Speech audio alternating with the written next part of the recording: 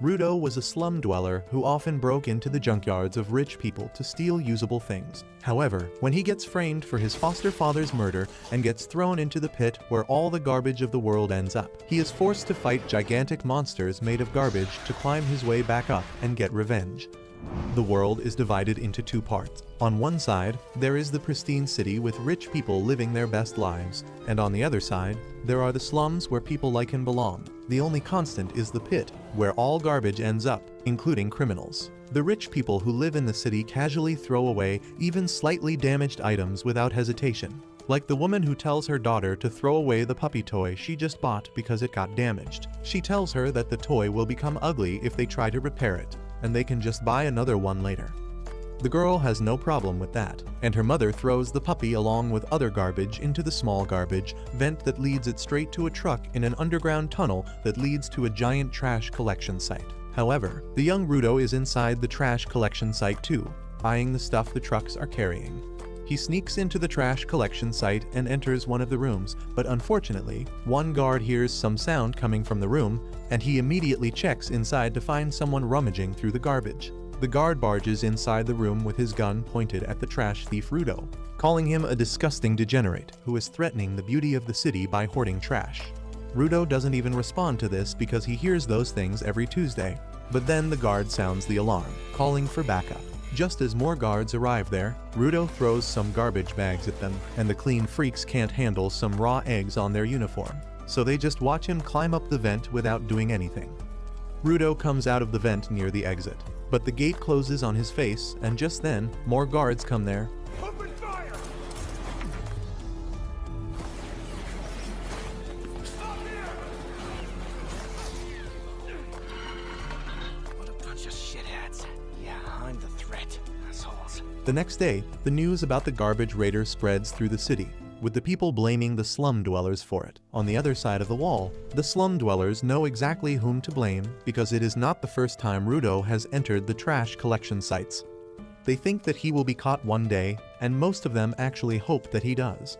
Rudo doesn't care about them as he sets his shop to sell the repaired goods he found. When his friend Chiwa arrives there to lash out at him, she asks him why the hell does he take such a big risk just to scavenge through the trash of the city people.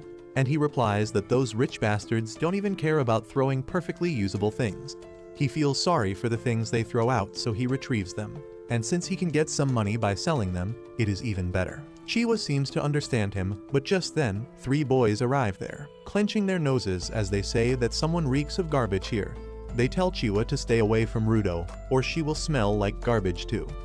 They insult his thick black gloves that he has not washed since Obama was the president, and say that just one touch from them will give anyone rashes. One boy kicks the lantern Rudo just fixed, saying that no one will buy this garbage from him. He says that Rudo's hands are even creepier than the gloves, which is why he keeps them hidden. Rudo silently hears everything they say, but when one boy calls him the son of a murderer, he suddenly gets furious. The boys, however, don't stop, saying that the slum was made to imprison criminals and the people who live here now are their descendants. That is why they always try to keep their reputation clean, but Rudo's dad brought shame to them by becoming a murderer. Rudo can't tolerate the insults anymore, and he gives a death stare to the boys, who crap their pants and immediately run away, still cursing Rudo and saying that he will become a murderer like his dad one day. Rudo then quietly starts fixing the lantern again, and Chiwa tells him that she believes that he is a good person who will never turn out like his dad. He gets embarrassed on hearing that, but before he can thank her, Chiwa's attention goes to the puppy toy he got from the dump last night. Turns out, Rudo brought the puppy as a gift for her in the first place, but before he can give it to her and increase his Riz score, Chiwa's mom comes there and takes her away. Rudo heads home after that, and finds his adoptive dad Regto waiting for him. Regto suddenly starts mimicking how nervous he was while trying to give the puppy to Chiwa, and Rudo turns red because he didn't spot him watching them. Regto tells him that they will talk about it later because first, they need to talk about Rudo's little trip to the junkyard. Regto tells him that he doesn't need to push himself so hard because they are not that broke. He thinks that Rudo feels a bit indebted to him because he adopted him after his biological dad was thrown into the pit for being a murderer. But Rudo says it is not like that. He tells Regto that he considers him family, and he is just trying to do his part. Recto simply tells him to be this honest with Chiwa too, and Rudo suddenly fumbles hard, injuring the gun wound from last night.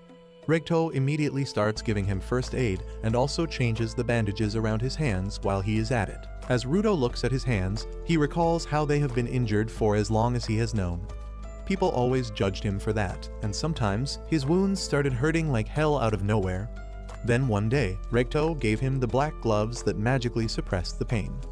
After Recto is done tending to Rudo's wounds, he tells him to confess to Chiwa soon or someone else might swoop her away, and while the two of them are bantering about it, a creepy masked guy listens to everything from the streets.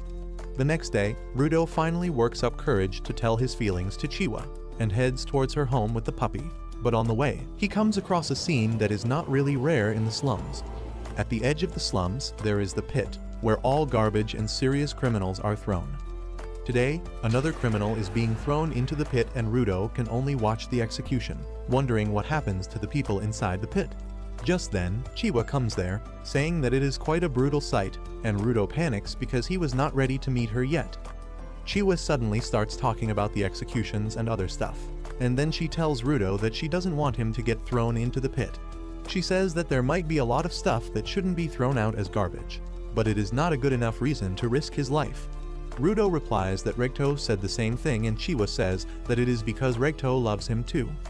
Rudo takes a second to process that Chiwa said that Recto loves him too, and his brain with 2 MB RAM understands that Chiwa means that she loves him. She gets flustered on realizing that her words could be interpreted that way, but Rudo has already lost his mind. He falls on the ground, clutching his face, and then gives the puppy toy to Chiwa, saying that she might not want it because it came from the garbage, but he thought the puppy would be happier with her. To his utter delight, Chiwa accepts the toy, saying that she will cherish it, and Rudo is happier than he has ever been. He jumps and dances on his way back home, thinking that he needs to boast about it to Recto immediately. On the way, he bumps into some guards who don't even bother with him, but he is curious about why they are in the slums.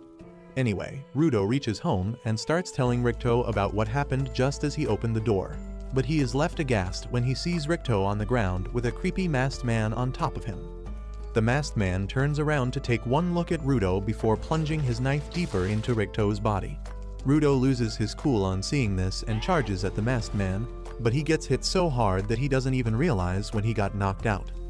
By the time Rudo comes to his senses, the masked murderer has finished his job. He picks up a book from the floor and heads outside, briefly glancing at Rudo who tries following him, but then he hears Recto's voice.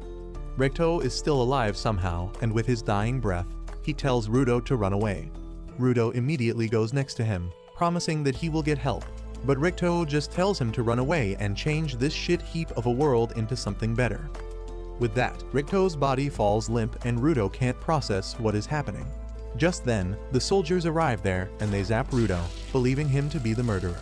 They pin him to the ground as they tell him that he is being arrested for murder, and Rudo tells them that it was not him. The guards tell him that nothing he says matters anymore because they caught him red-handed. He keeps trying to tell them that the real murderer has just left the house and they can still catch him, but the guards don't even want to listen to him, so they just knock him out using the traditional method of punching him in the head. Soon, Rudo is taken to the scaffold to be executed for his crimes. Everyone from the slums is present there to witness him being thrown into the pit, and even some high-profile people from the main city are there. The judge tells Rudo that murder is one of the greatest crimes one can commit, and even though he killed a mere slum dweller, the punishment will not be reduced. He declares Rudo to be killed by throwing him into the pit, and the people start cheering on hearing this. Rudo still can't believe this is happening to him, and he wishes for just one person to believe that he is not a murderer. His eyes scan through the crowd, and they stop at Chiwa. Rudo yells at her, saying that he did not kill Recto. He asks her to find the culprit, but she just says that she trusted him, but he was not worthy of that.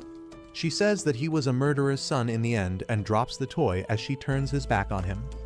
Her betrayal hurts Rudo more than anything else, and he snaps at the people calling him human filth who deserves to be thrown into the pit. He says that they are the real filth here because they are just blobs of meat without a brain or a will. He swears that he will send them all to hell, when suddenly he notices that the murderer is among the crowd as well.